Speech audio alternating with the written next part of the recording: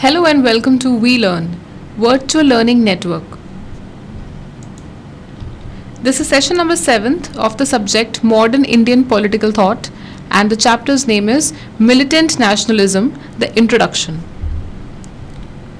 Let's see the topics to be covered. What is militant nationalism? The elements of nationalism, distinctive characteristics of militant nationalism, the liberal nationalist and the militant nationalist methods of action against the foreign ruler, militant nationalism and terrorist revolutionary anarchism, militant nationalism, a highly emotional religious feeling, the mission of the nation, Swami Vivekananda and Swami Dayanand Saraswati. Religious faith behind militant nationalism, manly and assertive religion, the Bhagavad Gita, the relation between means and ends, comparison of militant nationalism and Gandhian views, inspiration from Italy, the religion of nationalism, the partition of Bengal, influence of militant nationalism and its contemporary significance. Now let's see what is militant nationalism. The main objective of this unit is to acquaint you with the general characteristics of militant nationalism. The militant nationalist brought about a departure in the national movement by adopting more radical methods of agitation than those followed by the earlier moderates. So they followed very radical methods, very extremist methods of agitation which were revolutionary in character and which were not peaceful or which were not cooperative. They were violent in nature. The prominent leaders of this phase of the national movement were Bal Gangadhar Tilak, Aurobindo Ghosh, Bipin Chandra Pal and the late Lajpat Rai. Militant nationalism represented a distinct phase in anti-colonial struggle. When India was struggling against the Britishers, then these prominent leaders, Gangadhar Tilak, Aurobindo Ghosh, Bipin Chandra Pal, they followed the radical method of agitation which was extremist in character and which was violent and which was quick in character. It was not slow or peaceful or non-violent. It was violent and they thought about bringing a quick change. The elements of nationalism. The essential elements of a nation are territory, population and a sovereign state. Sovereign state means free from external control. For the growth of a nation, the population must have certain characteristics which gives it unity and separateness. These are a common language, a common race, a common religion and a common cultural tradition. So these are the characteristics, these are the elements which are required for a state or for the growth of a nation. And these are common language, a common race, religion and cultural tradition. These are some of the elements which are required to complete the state or the nation. A nation may not have a single language. There may be many languages within it, but may still have a sense of national unity. It may have many languages, many cultures, many religions, many cultural traditions, many races as well, but it can still, its unity can still be intact. Means unity in diversity. Its unity can still be intact, incorporating all these different elements. There may be a common literary tradition, though the languages may be many. There can be a common tradition which is uniting or which is binding every religion or every language, but though there can be many languages as well. So a common tradition or a common cultural tradition can bind different religions as well. Distinctive characteristics of militant nationalism.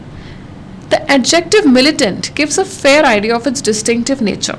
While nationalism is itself a very strong feeling and sentiment, militant nationalism is an even more vehement, assertive and aggressive feeling.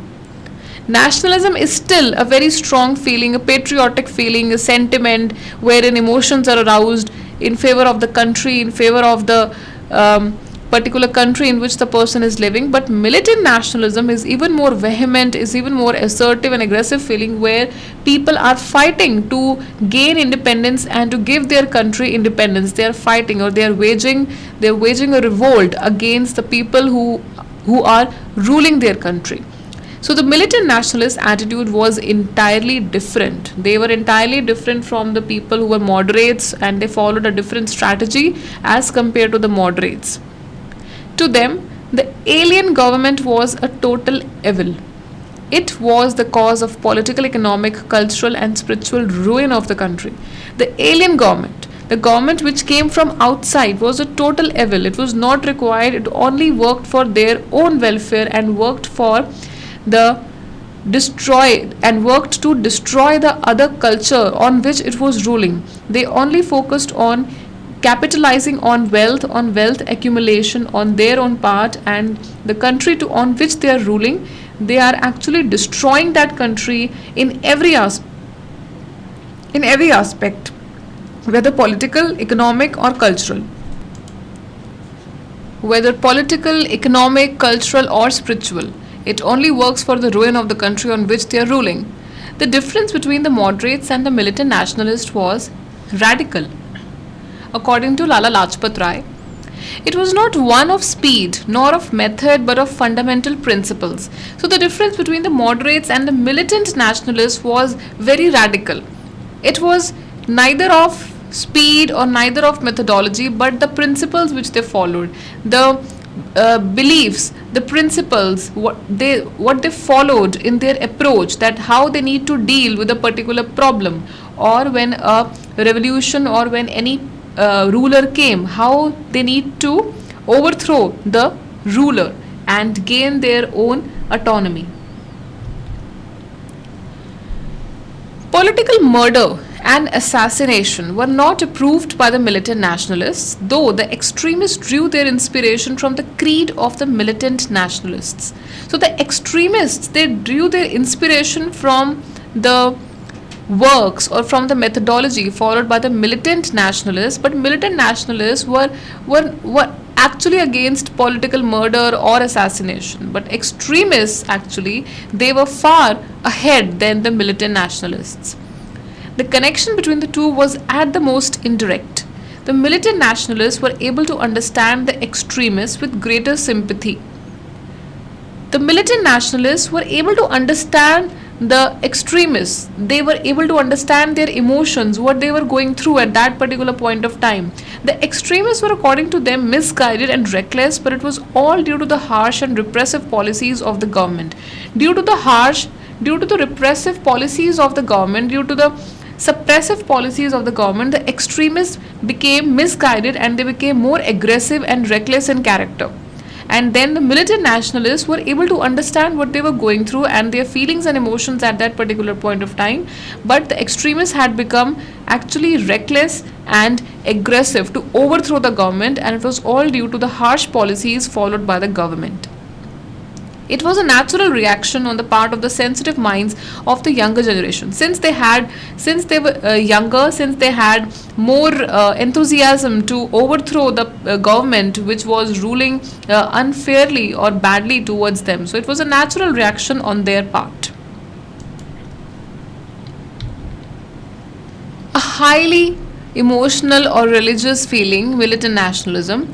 In militant nationalism, each one of the factors of nationalism named earlier, territory, population, religion, race, etc., acquire an added emotional emphasis.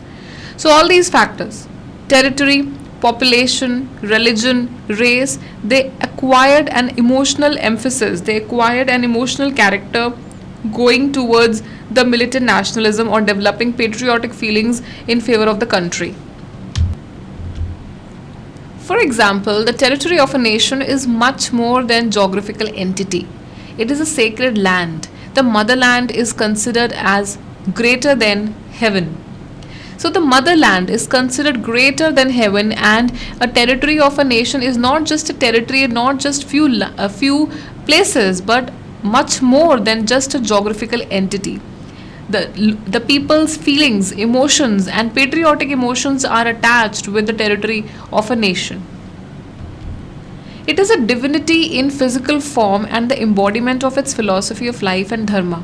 The mountains and rivers of the country are also more than physical objects. So they are objects of worship. They are objects of philosophy of life, dharma. They are objects of worship.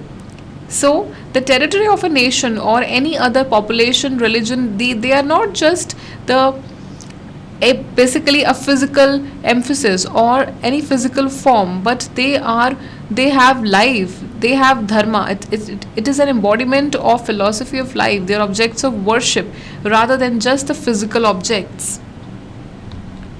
The mission of the nation, Swami Vivekananda and Swami Dayanand Saraswati. Every nation state believes, at least implicitly, that it is distinct from other nations and has a mission to carry out. Militant nationalism believes this more openly and emphatically. It holds that the people of a nation should become a free and sovereign nation state in order to lie according to its own spirit and genius and contribute to the progress of mankind. India and the East, as compared with the West, have, according to this view, a pronouncedly religious and spiritual character. So, India had a religious and spiritual character, and the people of a nation should also be free and become a sovereign nation state where there was no external control over them, or they were not ruled by any political, social, or economic control over them. And this was basically to contribute to the progress of mankind and to contribute to the development of the country where the people were living. And India and East, as compared to the West, have, according to this view, a basically different view, different character. India had a different view, different value system, and East, they had different value system and different beliefs. He wrote, God has best set apart India as the eternal fountainhead of holy spirituality, and he will never suffer that fountain to run dry. So India had that fountain of spirituality, of that holiness, purity, and it will never, the fountain will never be dried on any account or on any basis. Religious faith behind militant nationalism, manly and assertive religion. The militant nationalists established close relations between tradition and national consciousness. They appeal to glory and greatness of the Indians' past. They were inspired by the teachings of Ramakrishna and Vivekananda, in which service to fellow human beings was identified with service to God. So, the national consciousness, the glory, the greatness of the Indians' past, that again they were inspired by the teachings of Ramakrishna and Vivekananda. And Ramakrishna and Vivekananda said that the service to mankind is the service to God. So, in which the service to follow human beings, to follow the dignity, to follow the values, that was identified by serving God. The elimination of ignorance and poverty, the extension of freedom and equality to women, universal understanding and tolerance of different religions as different roads leading to the same goal, love of country and love of mankind were emphasized as essential elements in the creation of modern India. So, for the creation of modern India, all these characteristics were required: to ignore ignorance, to eliminate ignorance and poverty, and to bring in the light of education, to bring in the torch of education, to extend freedom and equality to women, to give them education, to give them equal rights, to give them equal property rights as well, universal understanding and tolerance of different religions, to tolerate different religions, different castes, different creeds which are living in a particular place, and different roads are there leading to the same goals. So different religions are there, but they are emphasizing on one same God. So they are saying there are different routes to achieve that one God. There's love of country and there's also love of mankind. So these essential elements were characterized for the creation of modern India. The Bhagavad Gita. Militant nationalists were also profoundly influenced by the Bhagavad Gita. They drew from it the lesson of duty. The performance of duty was to be selfless and free from egoism. Personal considerations and sentiments of love, attachment, dislike, or hatred must be set aside. Our duty is to be performed as an offering to God without expecting fruit or reward in return. So, our duty is karma. We have to perform our duties and we should not expect any fruit or reward in return. We should keep on performing our duties. And personal considerations like sentiments of love, attachment, dislike, like, or hatred should be set aside while performing our duties.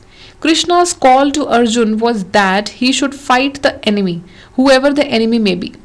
Both militant nationalism and revolutionaries had special reverence for the Bhagavad Gita. So they had special reverence for the Bhagavad Gita and they were profoundly influenced by the Bhagavad Gita. And also Krishna's call to Arjuna was that the enemy should be fought upon, whoever the enemy may be. The relation between means and ends. Two views are possible on this question. Means are the routes and ends is a final destination. Any means may be used to achieve a desirable end, for example, the freedom of the country. The means must be ethically right, that is, as good as the end. If not, the end itself loses its value. So the means have to be correct, the means have to be ethically right, they have to be ethical, and only then the end can be realized its full value. Only then the end will not lose its value. The first view is that of the militant nationalist, the second is the Gandhian view.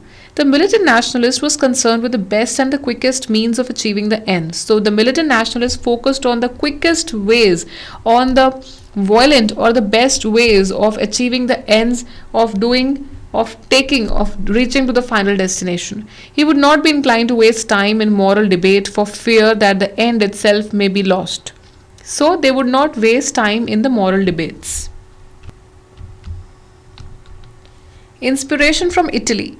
Militant nationalism also drew inspiration from the history of the unification of Italy and from the movement for the freedom of Italy from Austrian domination. So militant nationalists also drew inspiration from the history, that how Italy was also unified, that a freedom for the freedom of that a movement for the freedom of Italy was taken from the Austrian domination, and they were successful in that. Bipin Chandra Paul has narrated how Surendranath Banerjee's lecture on the life and work of Mazini fired the youth of Bengal with patriotism and led them to follow the example of the youth of Italy. So, the youth of Bengal were also inspired by the youth of Italy, and it inspired them to follow their example. We commenced, he writes, to read the writings of Mazini and the history of the Young Italy movement, where the young people were there to protect it. The religion of nationalism. We have already referred to the distinctive outlook of the militant nationalists on nationalism. They attached an especially emotional meaning to the nation. The nation was not just a geographical term but a psychological and spiritual concept as well. So the nation was not just a physical or a geographical term or an entity, but it had psychological and spiritual aspects as well. The militant nationalists were inspired by the vision of the nation as the sacred home of the Divine Mother. So the militant nationalists, they were inspired by the vision of the nation. The nation, according to them, is a sacred home, is a pure home of their pure mother. Bankim Chandra Chatterjee was looked upon as a rishi or seer because he gave the country the inspiring sacred formula, the mantra of Vande Mataram, I bow to the mother, means bowing to the mother, respecting the mother, the mantra of Vande Mataram, as it was given by Bankim Chandra Chatterjee. So he was looked upon as a rishi or a seer or a holy person. The partition of Bengal. The partition of Bengal by Lord Curzon in the year 1905 stirred up nationalist sentiments and patriotic protests all over the country, and particularly in Bengal, in the areas partitioned as well as in the original areas of the province. So when the partition of Bengal happened by Lord Curzon in the year 1905, it stirred up, it made the people over there patriotic, and many patriotic sentiments and protests arose in that country, and also particularly in Bengal and the areas which were partitioned, and also in the original areas of the province. It was seen as a deliberate act of the government to divide the Hindus and Muslims and to check, if not defeat, the growing nationalist feeling in the country. So it was a deliberate act of the government to divide the Hindus and Muslims and to basically make them divided and to make them separate. October 16th, 1905, the day partition was effected, was observed as a day of mourning all over Bengal. As Surendranath Banerjee said, we felt that we had been insulted, humiliated and tricked. So it was basically a tricked strategy by the government to partition the province of Bengal. Influence of militant nationalism and its contemporary significance. Militant nationalism was a distinct epoch in the history of the freedom movement in our country. The background to militant nationalism was the character of the Indian National Congress at the beginning of this century. The Indian National Congress at the beginning and for some years at the beginning of the present century was dominated by the liberals and moderates. So the INC was dominated by the liberals and the moderates and not by any extremist or the revolutionary extremists. The militant nationalists, though advocated a change from the methods of the moderates who were not in favor of violence, and the militant nationalists, though advocated a change from the methods of the moderates, they were not in favor of And the moderates were not in favor of violence, but the militant nationalists were in favor of violence and quick change. So that's all we have for you in this session. It contained the militant nationalists, their strategies, the moderates, as well as the different political thinkers' strategies. These are some of the questions you have to do it yourself. Question number 1: how does militant nationalism compare with revolutionary and anarchism? And question number 2: what is the significance of militant nationalism in contemporary politics? Thank you. Happy learning. We learning.